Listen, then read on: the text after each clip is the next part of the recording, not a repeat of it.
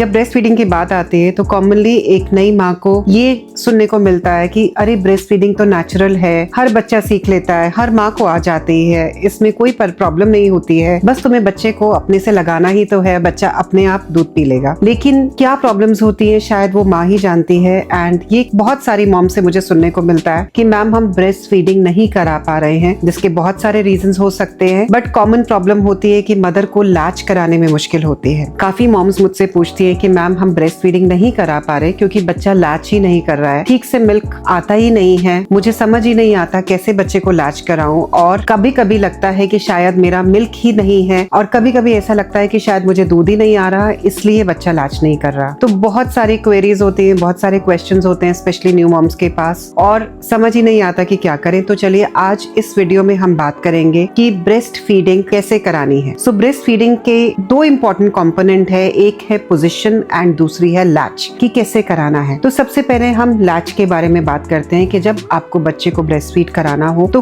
कैसे लैच कराना है। मम्मीज सबसे पहले याद रखो, ब्रेस्ट फीडिंग एक बहुत ब्यूटीफुल जर्नी है, लेकिन इसके अपने अप्स एंड डाउन्स होते हैं। आपको अपने आप को ब्लेम नहीं करना है कि मेरा मिल्क कम है, मैं नहीं करा पा रही हूँ। You are doing enough, you are best for your baby. बस आपको थोड़ा सा पेशेंस रखना है, रिलैक्स रहना है, क्योंकि शुरू के 2-3 हफ्ते हर माँ और बच्चे के लिए थोड़े से डिफिकल्ट होते हैं। It's a learning curve which keeps on rising and आप और बच्चा दोनों एडजस्ट कर रहे होते हो। तो अगर आप बच्चे को लैच नहीं भी करा पा रहे हो, first important tip is stay calm and have patience. Stress मत लो, एंशियस मत हो, बिकॉज जितना ज्यादा आप एंशियस होते हो उतना बच्चा भी इरिटेबल होता है। Second most important is stay hydrated. जब भी ब्रेस्ट फीडिंग कराने बैठो अपने साथ एक पानी की बोतल रखो and have lots of water, because that helps in building up your milk supply. तीसरा, कीप मंचिंग, थोड़ा सा स्नैक्स अपने साथ रखो। अगर आप हाइड्रेटेड हो, एनर्जी लेवल्स अप है, तो आपकी चिड़चिड़ाहट भी कम होगी और मिल्क सप्लाई भी बेटर होगी। तो इन 3 चीजों का ध्यान हमेशा रखो, ब्रेस्ट फीडिंग जर्नी इजी हो जाएगी। लैच कैसे कराना है उसके लिए एक एक्रोनिम दूंगी, चिन्स, CHINS, ये याद रखना है। C means close. जब भी आप बच्चे को फीड कराओगे बच्चा आपके बिल्कुल क्लोज होना चाहिए। जितना बच्चा आपके क्लोज होगा उतना ही लैच इजी होगी। H means head free. तो जब आप बच्चे को पकड़ोगे, जैसे आपने इस पोजीशन में पकड़ा है, तब भी बच्चे का हेड फ्री है, ताकि बच्चा अपना हेड आगे पीछे कर सकता है। अगर आपने ऐसे बच्चे को पकड़ा है तो भी अपना हैंड आप इस तरह से रखोगे बच्चे के हेड के जस्ट नीचे सपोर्ट करके। इसमें भी बच्चे का हेड फ्री है ताकि वो अपना हेड आगे पीछे मूव कर सकता है। क्योंकि अगर आप बच्चे को ऐसे पकड़ोगे या ऐसे पकड़ोगे तो बच्चे का हेड पे प्रेशर आएगा और वो बार बार अपने आप को पीछे पुश करेगा, जिससे लैचिंग डिफिकल्ट होगी। तो बच्चे का हेड फ्री होना चाहिए जब भी आप बच्चे को लैच कराओगे। बच्चे के हाथ सिर पर ऐसे हाथ नहीं रखोगे, या बच्चे को ऐसे नहीं पकड़ोगे या ऐसे नहीं पकड़ोगे। हेड हमेशा फ्री होना चाहिए। Next is I means in line. बच्चा हमेशा जब भी आप होल्ड करोगे वो हमेशा एक लाइन में स्ट्रेट होना चाहिए। ऐसे नहीं होगा कि आपने बच्चे को इस तरह पकड़ा है और मुंह टेढ़ा करके फीड करा रहे हो। इन लाइन मतलब बच्चे का कान, शोल्डर एंड हिप्स सब एक लाइन में होंगे, और बच्चे की टमी आपकी टमी को फेस करेगी, और बच्चे का नोज आपके निप्पल की तरफ होगा। This is called right alignment. तो अगर बच्चा इस तरह से अलाइन होगा तो लैचिंग इजी हो जाएगी। N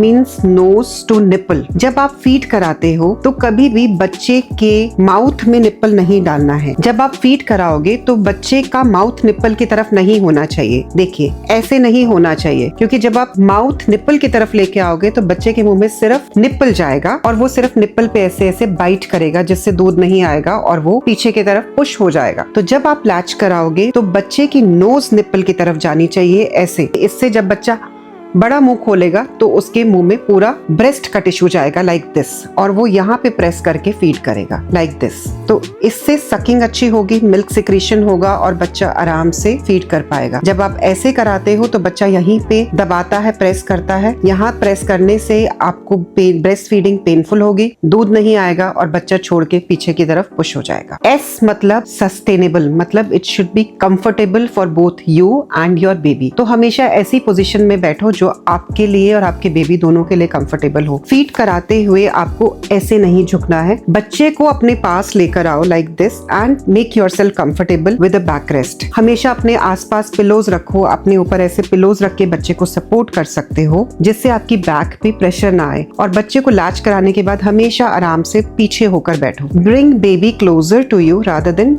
you going closer to the baby, because इस पोजीशन में आपकी बैक पे बहुत ज्यादा स्ट्रेन आएगा और आपको ब्रेस्ट फीडिंग पेनफुल लगेगी। अब हम बात करते हैं लैच कैसा होना चाहिए। Now deep and shallow latch. So जैसा मैंने आपको बताया कि जब भी आपको लैच कराना है तो आपकी ब्रेस्ट का ये हिस्सा बच्चे के मुंह में होना चाहिए, सिर्फ निप्पल नहीं होना चाहिए। जब बच्चा लैच करेगा बच्चा ये नहीं करेगा, this is called as shallow latch, कि बच्चे के मुंह में सिर्फ निप्पल है और थोड़ा सा एरियोला है। तो इसमें जब बच्चा प्रेस करता है तो उसको दूध नहीं आता और वो चिड़चिड़ा हो जाता है और वो हट जाता है। डीप लैच इज दिस, जब बच्चे के मुंह में एरियोला का भी पार्ट है और थोड़ा सा ब्रेस्ट का भी टिश्यू है जिससे वो यहाँ पे प्रेस करता है। ऐसे करने से यहाँ पे जो ब्रेस्ट के लैक्टील्स होते हैं जिनमें के मिल्क होता है वो निकलता है और बच्चे को दूध अच्छे से मिलता है। This is called as deep latch and ये होती है शैलो लैच। तो दिस इज वेरी इंपॉर्टेंट कि बच्चा ऐसे लैच करे और ऐसे ना करे। अब हम बात करते हैं पोजिशंस की, कि आपको कैसे होल्ड करना है। देखिए ऐसा कोई हार्ड एंड फास्ट रूल नहीं है कि ऐसे होल्ड करना है या ऐसे करना है या ऐसे करना है। आप किसी भी कंफर्टेबल पोजीशन में जो आपको कंफर्टेबल हो फीड करा सकते हो। बट जब हम सिखाने की बात करते हैं तो यूजुअली हम कुछ पोजीशंस आपको बताते हैं जिससे आप डिसाइड करोगे कि आपको क्या कंफर्टेबल है। डिफरेंट पोजीशंस आती है। क्रेडल होल्ड, जिसमें आप जिस तरफ से फीड करा रहे हो उसी तरफ के हाथ पे बच्चे को होल्ड करते हो। क्रॉस क्रेडल मतलब दूसरे हाथ से आप होल्ड करते हो जहां से आप बच्चे को फीड करा रहे हो। इसमें आपका हाथ बच्चे के बेस ऑफ द नेक पे होना चाहिए लाइक दिस। ऐसे नहीं पकड़ना है, ऐसे नहीं पकड़ना है। बच्चे का हेड फ्री होना चाहिए जैसा कि मैंने आपको पहले भी बताया था। तीसरा होता है football hold like this side में। अगर आपका सिजेरियन हुआ है, आपको स्टिचिंग लाइन पे बहुत ज्यादा डिस्कम्फर्ट है तो फुटबॉल होल्ड कंफर्टेबल होता है जिसमें आपके सीचर लाइन पे प्रेशर नहीं आता है। फिर होता है लाइंग डाउन पोजीशन। इसमें आप लेट के भी फीड करा सकते हो साइड लाइन पोजीशन में। देखो पोजीशन यही रहती है। इसमें अगर आप ऐसे लेट भी गए तो बच्चा तो उसी लाइन में है, तो लेट के फीड कराने में कोई भी प्रॉब्लम नहीं है। बच्चे का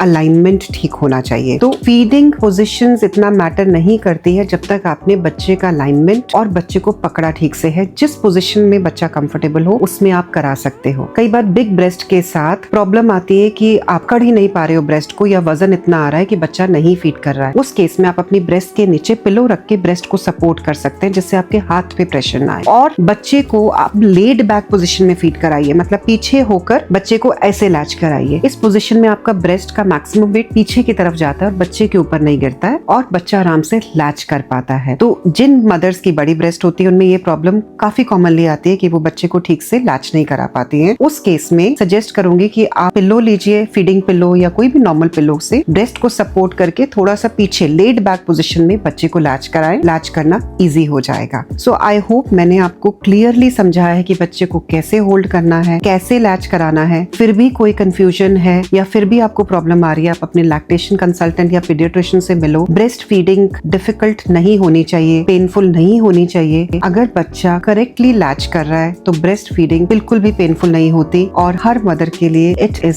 a beautiful journey. Hope I made everything clear. Comments में बताओ अगर आपके साथ कोई और कंसर्न्स है या आपके कोई और इश्यूज है, मैं और वीडियोस में उसको कवर करने की कोशिश करूंगी। If you like this video please like and subscribe and do not forget to share. Stay safe, bye bye.